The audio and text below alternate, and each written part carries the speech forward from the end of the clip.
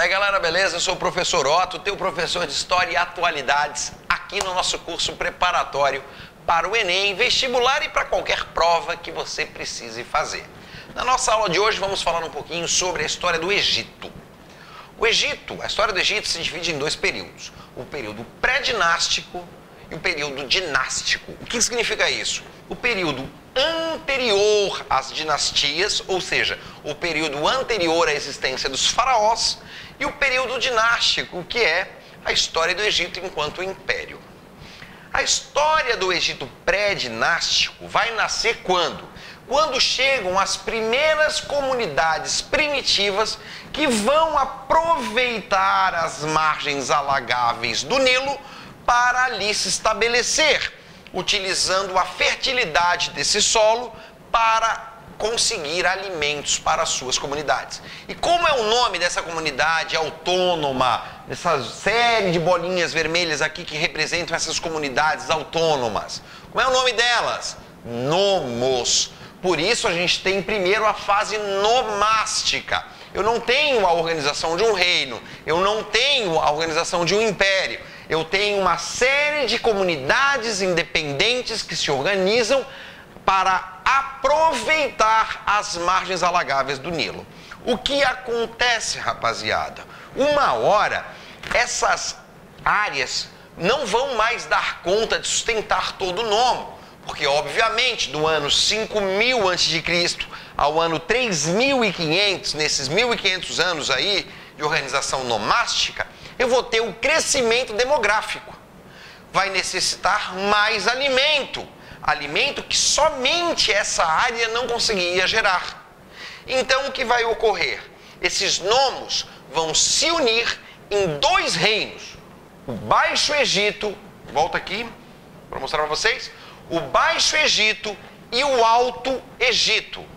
Por que eles se unificam em dois reinos? Para gerar a disponibilidade de mão de obra para as grandes construções hidráulicas, canais de irrigação, diques, represas, que tinham como objetivo ampliar essas áreas produtivas. Show de bola, galera? Bora então aqui.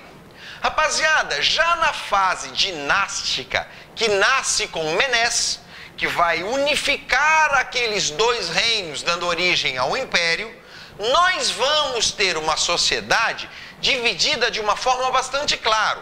No topo dessa pirâmide social temos o faraó. Abaixo dele, os nobres e os sacerdotes.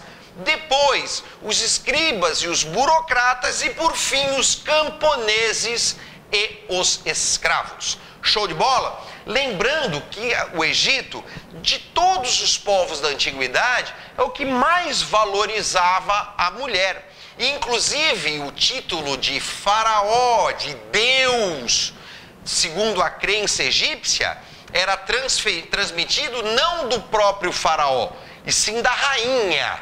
Ou seja, era a rainha que gerava um Deus em seu ventre, certo?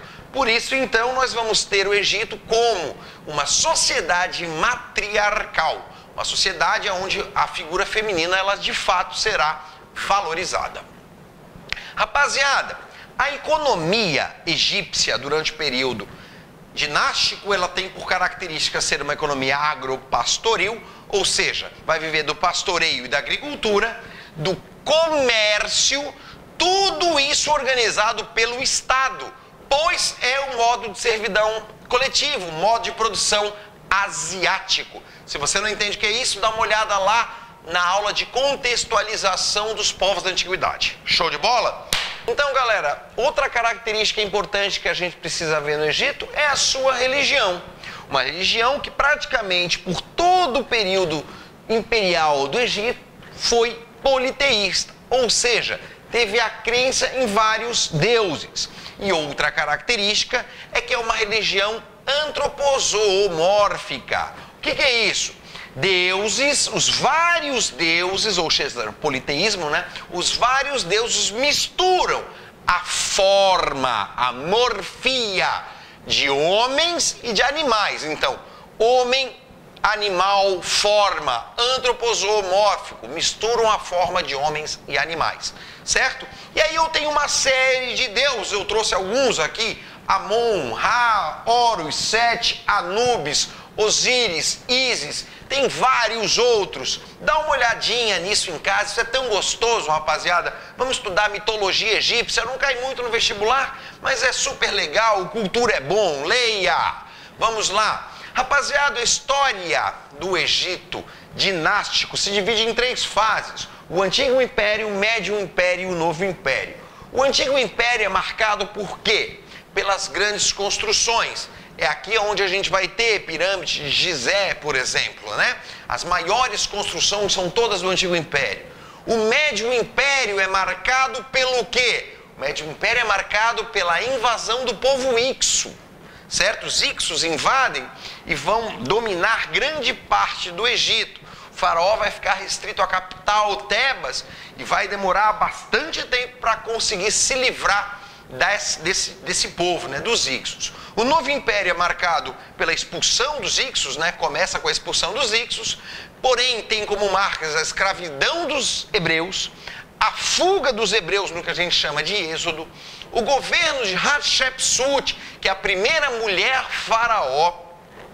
Também temos aí o monoteísmo de Akhenaton, lembrando que há uma curta passagem na história do Egito, onde a gente vai ter um governo monoteísta, uma religião monoteísta. Show de bola? Lembrando a vocês que a partir do ano 1000, o Novo Império vai entrar em crise, certo? No ano 1000 a.C., o Novo Império vai entrar em crise, uma série de povos vão começar a invadi-los, entre eles os assírios, que a gente estudou na última aula, e também os persas, que vão no ano de 525 derrubar o faraó, acabando com a independência do Egito, que a partir daí vai ser sempre dominado por algum povo, ou pelos persas, ou pelos macedônicos, ou pelos romanos. Então, no ano de 525 a.C., acaba a independência do Estado egípcio durante a Antiguidade. Show de bola, galera! Até a próxima!